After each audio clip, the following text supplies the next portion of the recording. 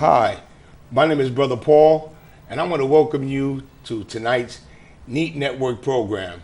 You know, every time I get an opportunity to either host or be a part of this Neat Network program, I get very excited. But tonight, I'm really excited. I've been waiting a long time for tonight's program.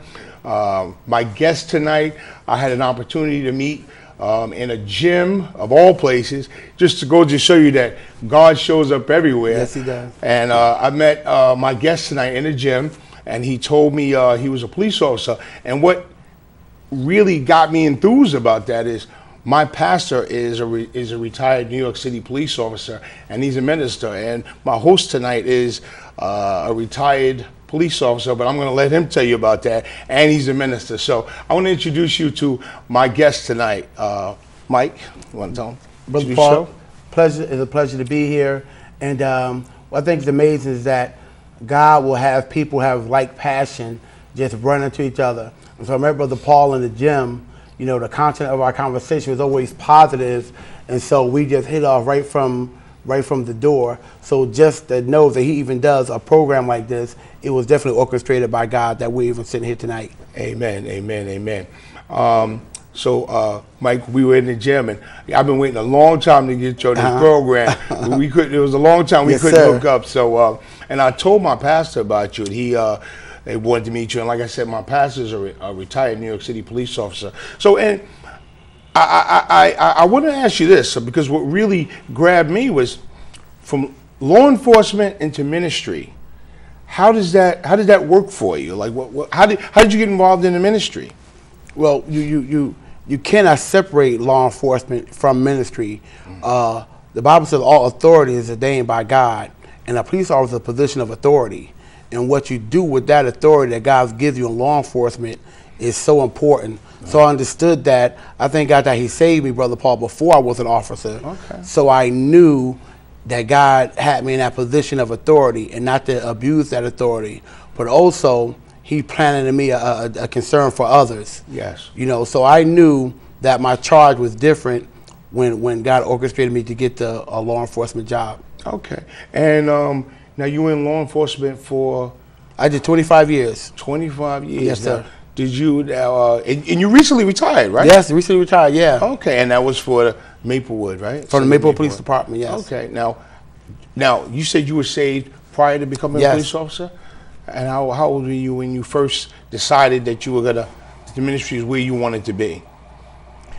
I had a call. I just felt the urge. I went to my pastor about 5 years ago. Someone had to call for ministry on my life. Mm-hmm. And what's funny about that, you know, your covering knows you better than you know yourself.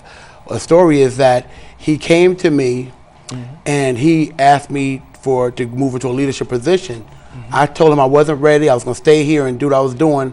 And he said, okay, if that's the case, my pastor said, write me a letter. Really? I wrote a letter saying, articulating why I didn't want to go into the ministry yet. And then my heart's burning years later, and here I am knocking on his door. Okay. So I had to call, felt the call of ministry on my life, and he was just waiting for me to turn around and come back to him. Amen, amen. So my pastor saw it even before I acknowledged it. All right. Now, you mentioned your pastor. I know earlier we were talking about your pastor. Why don't you tell us what church you go to and your pastor's name? And yeah, I'm a member of First Baptist Church of South Orange in New Jersey. Okay. And the pastors are Reverend Dr. Terry O. Richardson. Okay. Young, progressive, dynamite pastor. You know, and I just hit it off as soon as I met him. Okay. And when I met him, it was not, I seen the Spirit of God on him, not designed to be his friend, but to be taught by him. Amen. I seen that Spirit wrestle on him. So my desire was to be taught by him when I met him. Amen, amen.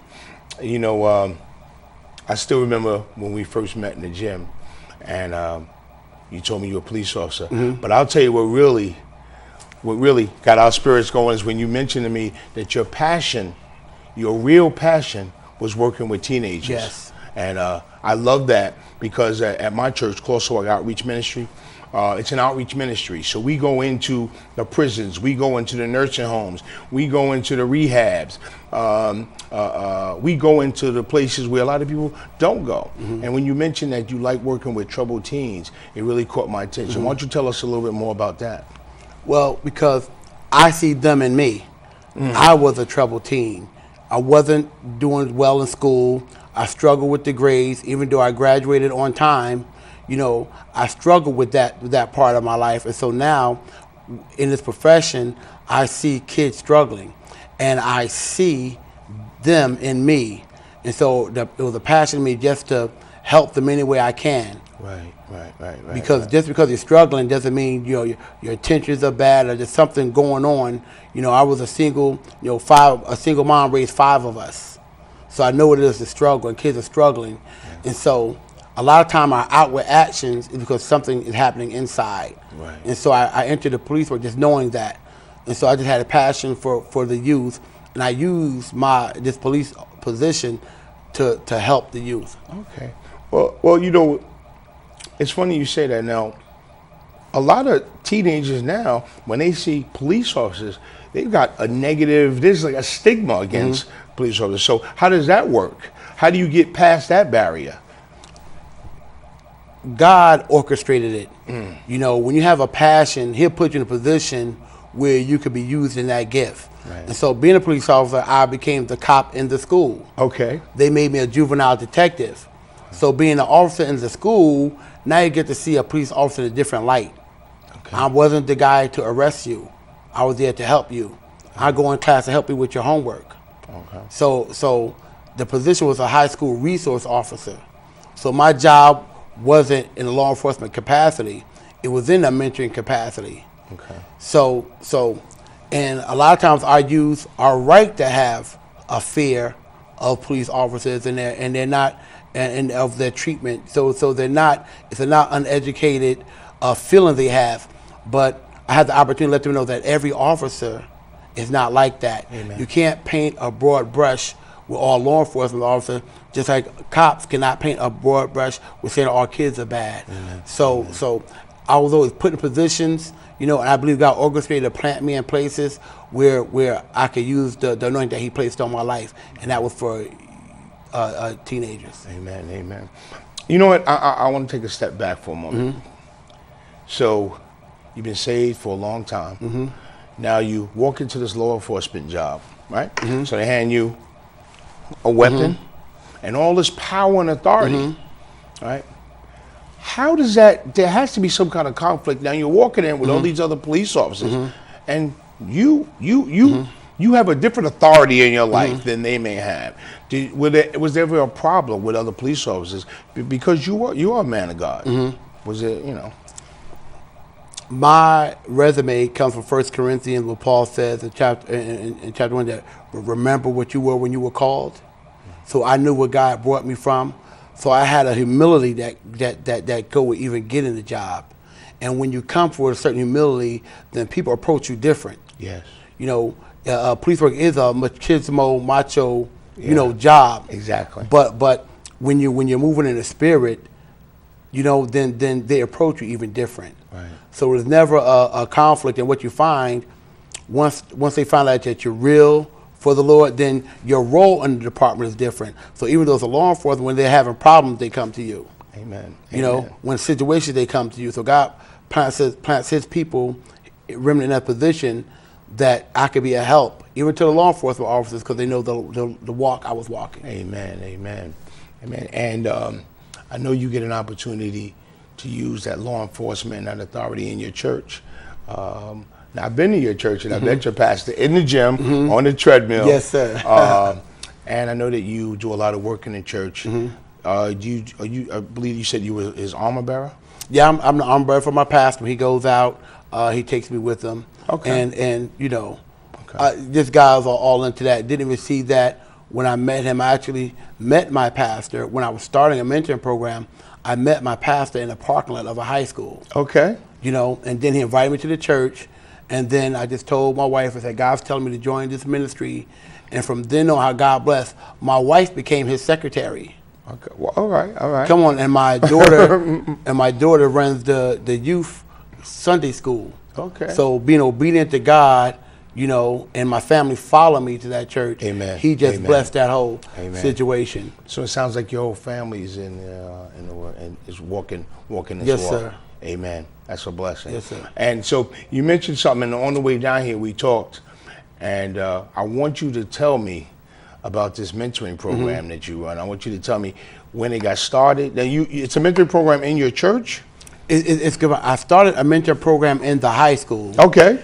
And also it running parallel to a mentor program in the church. Okay. The Southside Maple Mentors I started in the high school, and the Young Lions were for middle school age boys that were started in the church.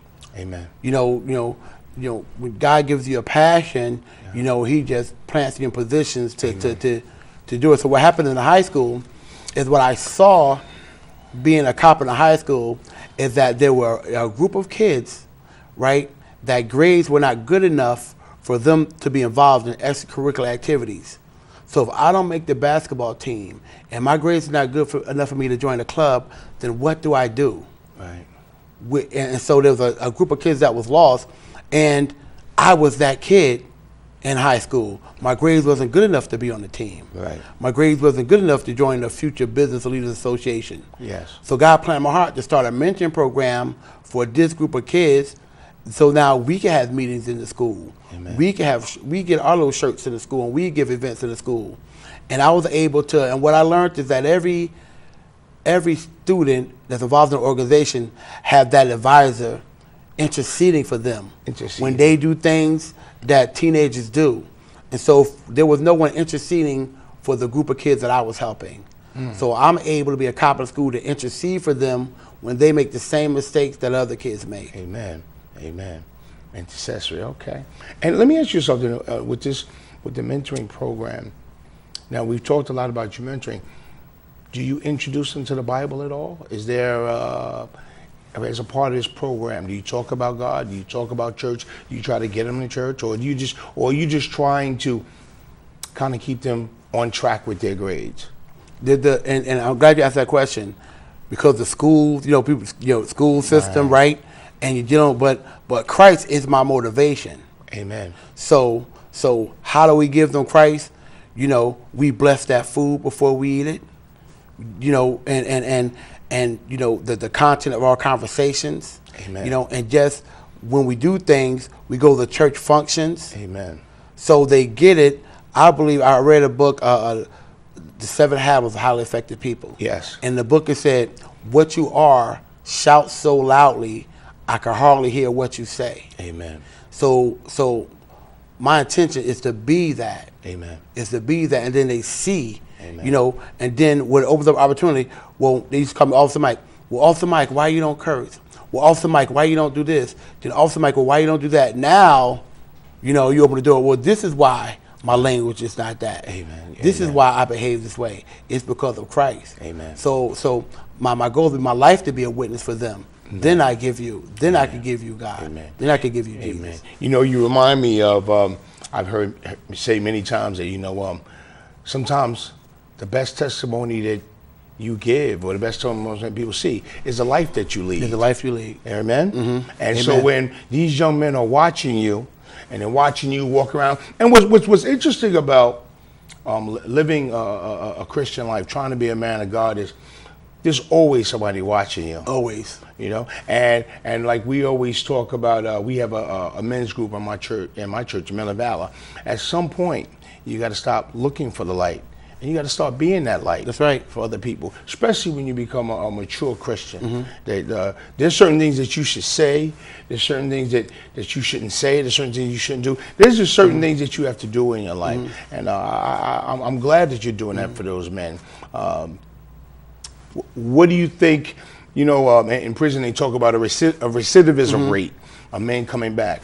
Do you feel like you're really helping the children? You feel like you don't see the same kids coming back? Well, I had a goal in the high school, and my goal in high school was to save them from their self. They get there, they're navigating their way around, and they get in trouble trying to figure themselves out. So I had a measured success by, my goal was to get my group out of high school, because they didn't see graduation. Right. So my goal was to get this group out of high school, and because once they became seniors, I had some more freshmen coming in that needed it. Yeah. So I spent their whole high school career saving them from themselves. When they get in trouble in school, they get in trouble outside outside the school, to get in trouble with teachers, to get them the help they need and the tutoring they need. So I measure my success by my group of kids graduating. Okay. Some even in Columbia High School first graduating in their families. Wow, wow. You know, and so that's how I measure the success of the program. Because the group of kids I had graduation wasn't in sight. Amen, amen. You know what? On the way down here, you were telling me about that. There's sometimes how the kids will call you back, or they'll call you up, or tell the crowd, the audience, about the one student that graduated and became a doctor. Yeah. And his mom called you up. I mean, when you were telling me that, it brought tears in my eyes, because we all are called to help each other. You know what? I was looking at the word universe, and I like to work with words. And God created the universe. And if you look at the word universe, it's U-N-I serve.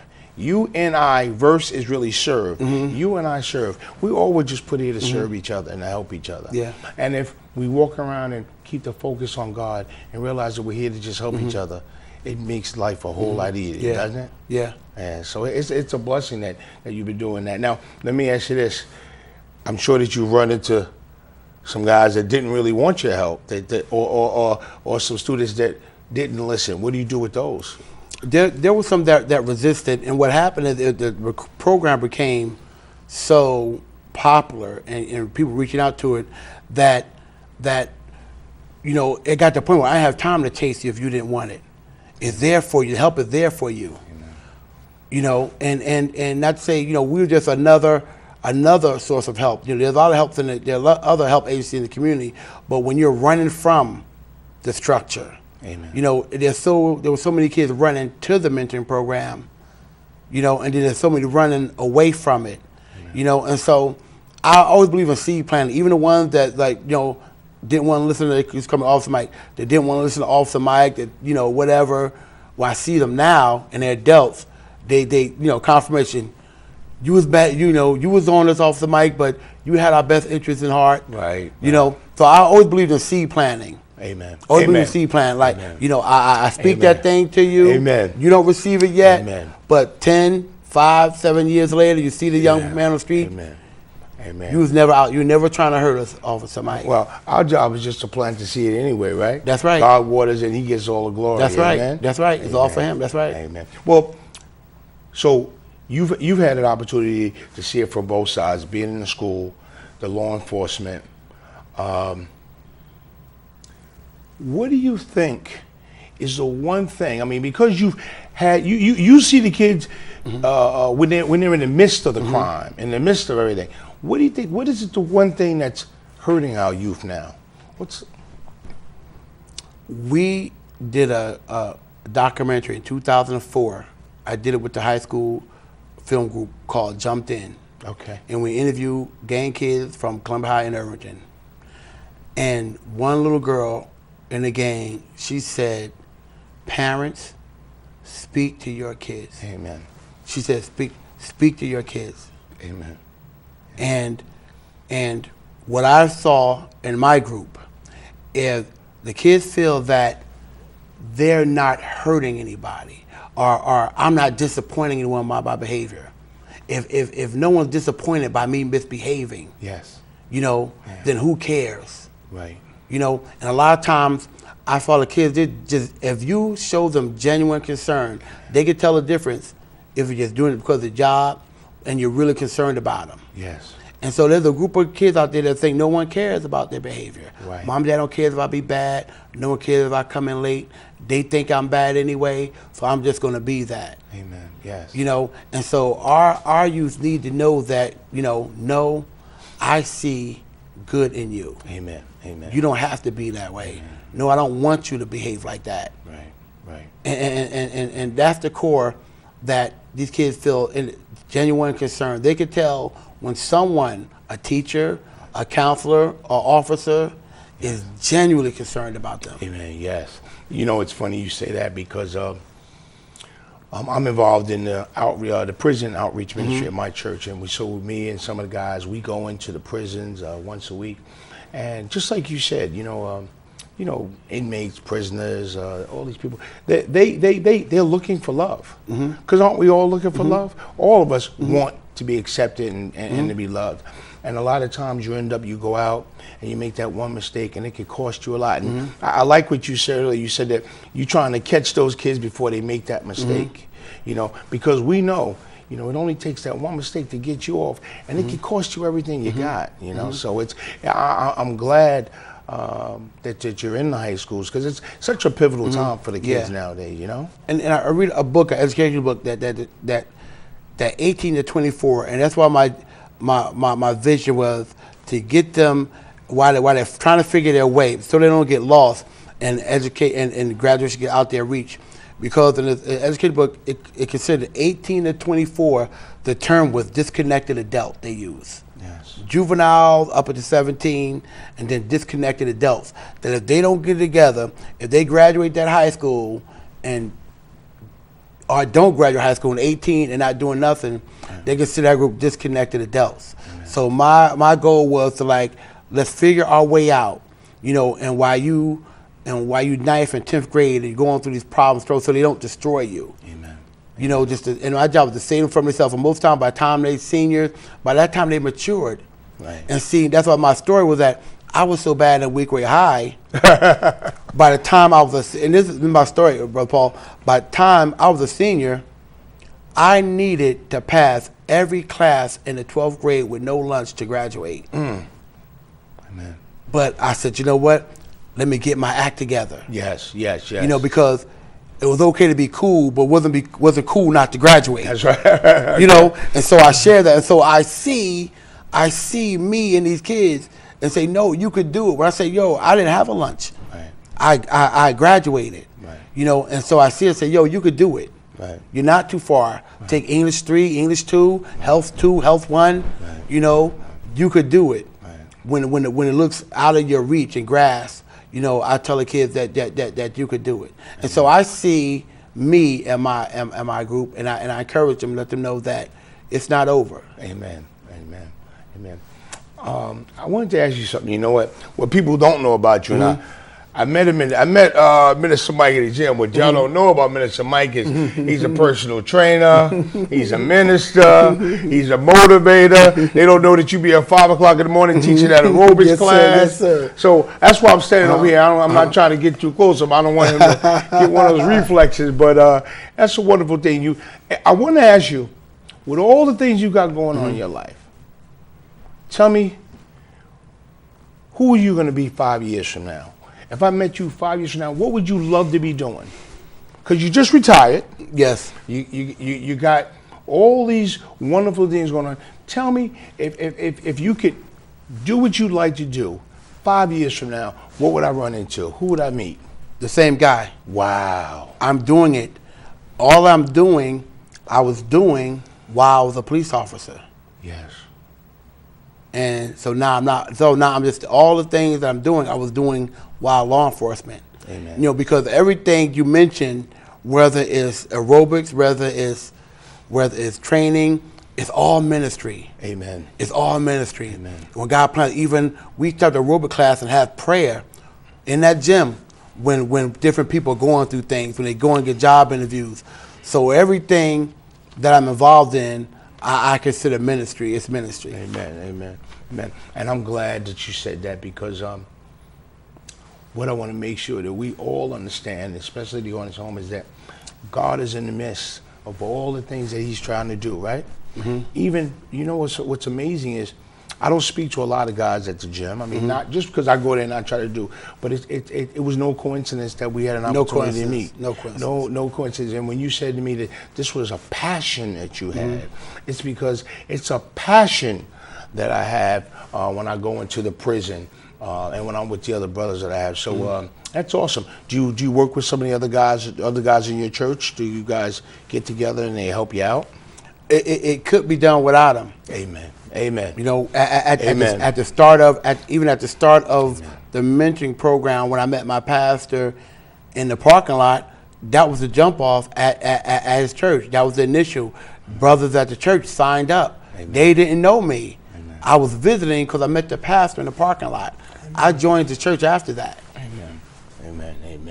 That's awesome. So, I've had the opportunity to visit your church, and as a matter of fact, we fellowship together at another church, Pastor Rice's church. Yeah, yes, sir. Yeah. So we met there. So, it's wonderful when you realize who you are and what God has put in you, and you step outside of your church and realize that the church is just the walls, but the real church is out there. And there's a lot of people, especially teenagers, who need our help. Who need our help and need our assistance. So I'm glad you're doing that. We're kind of winding down with the time now. And I just want to read one thing. 1 Corinthians 13:11. Something just struck me. It said, when I was a child, I spoke as a child. I understood as a child. I thought as a child. But when I became a man, I put away childish things. And I read that because I appreciate you helping these children grow up into men and women and grow up into their own. So we're nearing the end of the show, but I want you to say to the audience, tell the audience what you think. What do you really think we need to do? What do we need to do? What do we need to do as mentors, as parents, as adults to help our youth? We got about a minute or two for that. What I saw, I went down to Essex County Court where the juvenile day. Yes. And what I saw there was many young men with their grandma and ma, no fathers. Amen. And that touched me. And there's a charge. And we are charged, as men, as African-American men, to reach back and to pull, because I saw no fathers down family court on court day. Amen. With their young men. And that touched me. Amen. And in me, I felt that we owe an apology. And so we've been charged as men, successful men, and even if you've been a dad to your own son, then we have to reach out and be a mentor to some other young man in need. Amen, amen. I want to thank you, Minister Mike, for joining us on the show tonight. Pleasure. I waited a long time to get you here. I want to tell you that you've been a blessing to me, and I just want to say to the audience at home that you mentioned about there not being a lot of fathers. That our Father blesses us every day. So when those fathers leave home, and we're called fathers, there's a reason why He gave us the title Father, because we're supposed to be there and help these children and to raise our kids. So I want to tell you, I want to thank you for interceding. Yes, sir. And standing in the gap for these kids who need you. Come on now. That's why I'm going to stick around you, because I know God blesses and God blesses abundantly. Yes, and I see that He's been blessing you. Yes, He has. So, and because He's been blessing you, I'm going to stick around you. Okay. Because you get an abundance, and I want to be there with you. Yes, so I want to thank you guys for joining us. Minister Mike, thank you. And we want to thank you for joining this neat program, neat network. Thank you. Dynamite, man. You dynamite, man.